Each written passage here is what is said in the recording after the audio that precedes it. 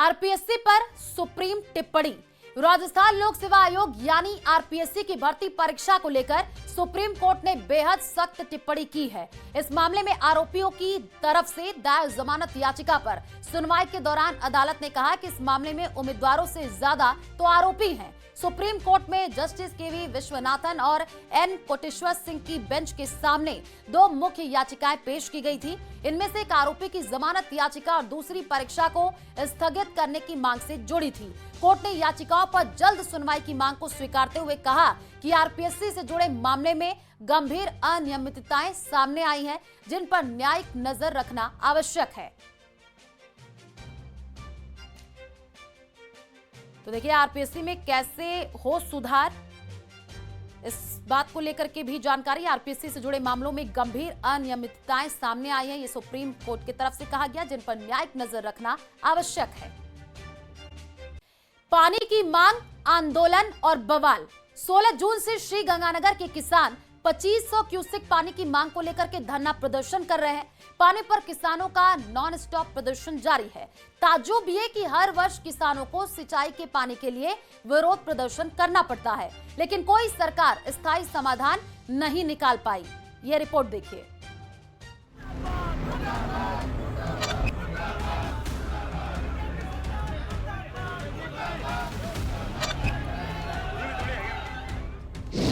सूखती फसलों ने किया मजबूर,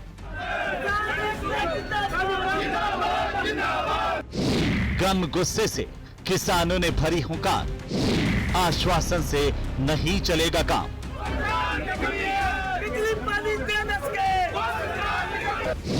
संघर्ष को चाहिए निर्णायक मुकाम।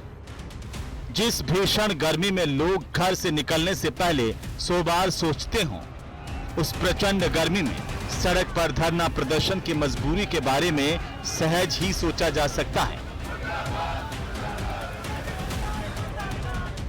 जी हां, खून पसीने से सींची गई फसलें जब पानी के अभाव में दम तोड़ने लगती हैं, तब किसान तन झुलसा देने वाली गर्मी को दरकिनार करते हुए सड़क पर खम ठोक कर आ धमकता है। गम और गुस्से की ये तस्वीरें श्री गंगानगर से आई हैं। 9वें दिन श्री गंगानगर जिला कलेक्ट्रेट कार्यालय को पूरी तरह से किसानों के द्वारा ठप किया हुआ है और अभी इस समय हम श्री गंगानगर जिला कलेक्ट्रेट कार्यालय के गेट नंबर 2 जो बार एसोसिएशन की तरफ खुलता है वहीं पर मौजूद हैं।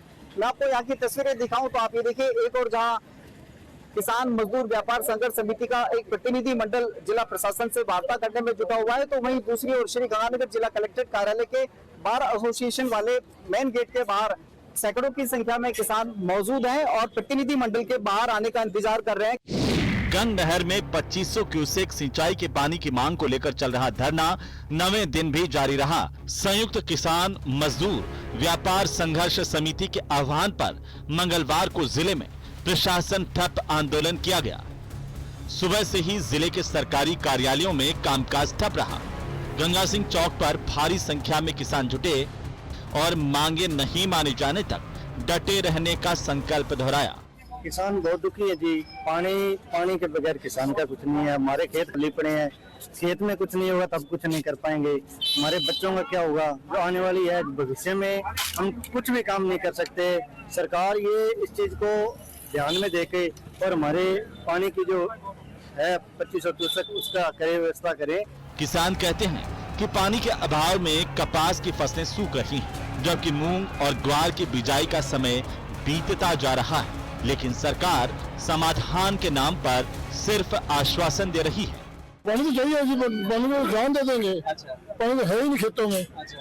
जो जानवर पैसे मार रहे हैं, खेतों में पट्टे नहीं है, नरमा नहीं है, बिजान नहीं, कुछ नहीं है। रात को खेतों में सोना पड़ता है, जो है वो भी नील का खाई होती है जी। प्रशासन ने भी एहतियात के तौर पर कड़े सुरक्षा प्रबंध किए। सभी प्रमुख चौक चौराहों पर पुलिस बल तैनात किया गया है। संवेदनशील स्थानों पर बैरिकेड्स लगाकर वाहनों की आवाजाही को डाइवर्ट किया गया है। समय पंजाब में चूंकि धान की रुपाई चल रही है और पंजाब सरकार द्वारा पंजाब के जो धान उत्पादक किसान हैं उनको पानी की खुली छूट दे रखी है, यहाँ तक कि चोरी करने की भी छूट दे रखी है। और यही वजह है कि गंग कैनाल के जो हक का पानी है 500 से 600 क्यूसेक पानी तो पंजाब सीमा में चोरी हो जाता है। साथ ही साथ पंजाब भी कहीं न कहीं राजस्थान के गंग कैनाल से संबंधित किसानों के जो हक का पानी है उसको देने में आनाकानी कर रहा है। अशोक शर्मा, न्यूज़ 18 श्री गंगानगर। और इसी बीच जयपुर से बड़ी खबर है। आपातकाल की बरसी पर सम्मान में समारोह का आयोजन। कार्यक्रम में स्वतंत्रता सेनानियों का सम्मान होगा। स्वतंत्रता सेनानियों को सम्मानित करेंगे सीएम भजनलाल। सीएम भजनलाल शर्मा कार्यक्रम के चीफ गेस्ट होंगे।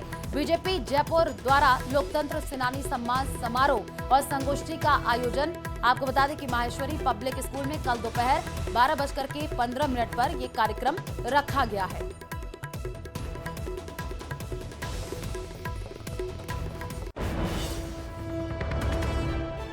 जयपुर से ये बड़ी खबर है। आपातकाल की बरसी पर सम्मान में समारोह का आयोजन होगा। कार्यक्रम में स्वतंत्रता सेनानियों का सम्मान किया जाएगा। स्वतंत्रता सेनानियों को सम्मानित सीएम भजनलाल करेंगे। सीएम भजनलाल शर्मा कार्यक्रम के चीफ गेस्ट होंगे। बीजेपी जयपुर द्वारा लोकतंत्र सेनानी सम्मान समारोह और संगोष्ठी का आयोजन होगा। आपको बता दें कि माहेश्वरी पब्लिक स्कूल में कल दोपहर 12:15 पर यह कार्यक्रम रखा गया है।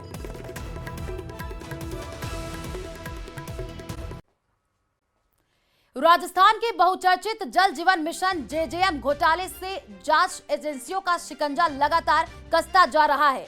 ईडी ने इस मामले में राजस्थान के पूर्व जलदाय मंत्री महेश जोशी और उनके बेटे रोहित जोशी समेत कुल 18 आरोपियों के खिलाफ विशेष अदालत में चार्जशीट पेश कर दी है। ये रिपोर्ट देखिए।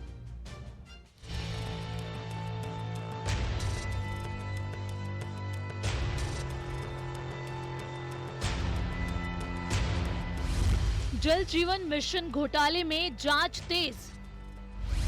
महेश जोशी समेत 18 के खिलाफ चार्जशीट पेश। जेजेएम में 900 करोड़ के घोटाले का आरोप।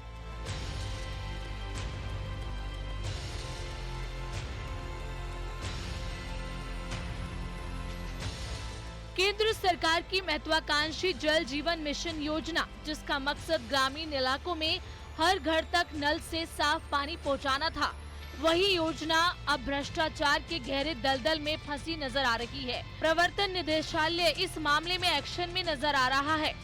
जेजेएम में 900 करोड़ के घोटाला मामले में पूर्व जलदाय मंत्री महेश जोशी और उनके बेटे रोहित जोशी और करीबी संजय बड़ाया समेत कुल 18 आरोपियों के खिलाफ विशेष अदालत में चार्जशीट पेश की है। जल जीवन मिशन में घोटाले के मामले को लेकर के करीब 900 करोड़ से ज्यादा मामलों को लेते हुए ईडी ने एक पूरक चार्जशीट पेश कर दी है। इस चार्जशीट में बताया गया है कि किस तरह से घोटाले किए गए, कहां गड़बड़ियां हुई, किस तरह से जो करीबी लोग थे, जो कि इस चार्जशीट में करीब 18 लोगों के नाम दर्ज किए गए हैं, जिनमें पूर्व जो मंत्री हैं महेश जोशी, उनके बेटे, उनके करीबी संजय बड़ाया भी शामिल है। चार्जशीट में आरोप लगाया गया है कि महेश जोशी से जुड़ी रियल एस्टेट कंपनी, जिसमें उनके बेटे रोहित जोशी भी शामिल हैं, में बड़े पैमाने पर ब्लैक मनी से जुड़े साक्ष्य मिले हैं।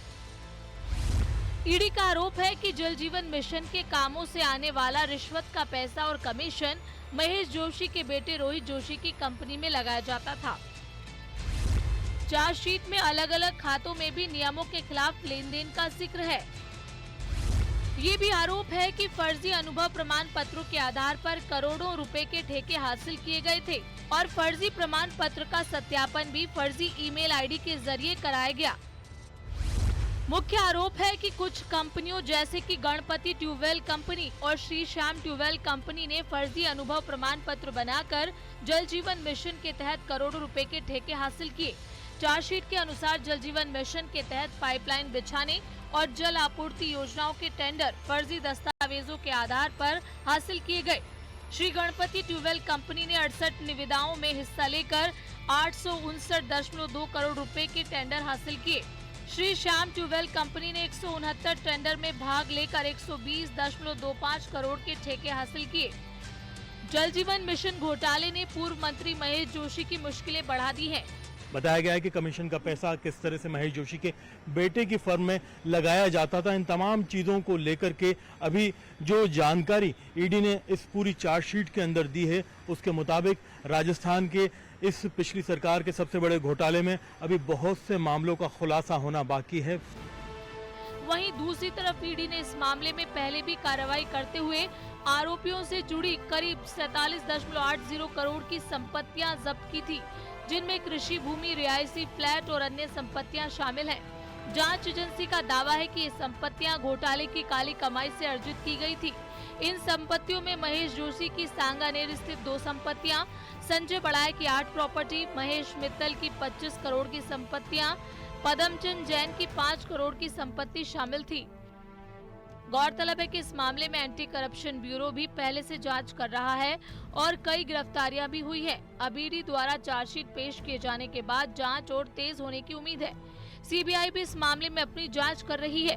राजस्थान का जल जीवन मिशन घोटाला निश्चित रूप से एक बड़ा मामला है, जिसने सरकारी तंत्र में भ्रष्टाचार की गहरी पैठ को उजागर किया है। पूरक चार्जशीट के अंदर 18 लोगों का नाम शामिल किया गया है। उनके खिलाफ जानकारियां दी गई हैं कि किस तरह से घोटाला किया गया, किस तरह से कमीशन लिया गया, कमीशन को किस तरह से एक दूसरी फर्म बनाकर के पूर्व मंत्री के बेटे के अकाउंट तक पहुंचाया गया। देखना यह है कि इस पूरे घटनाक्रम में अब आगे क्या होता है। कैमरा पर्सन मान सिंह के साथ में अरबाज अहमद, न्यूज़ 18 के लिए जयपुर से।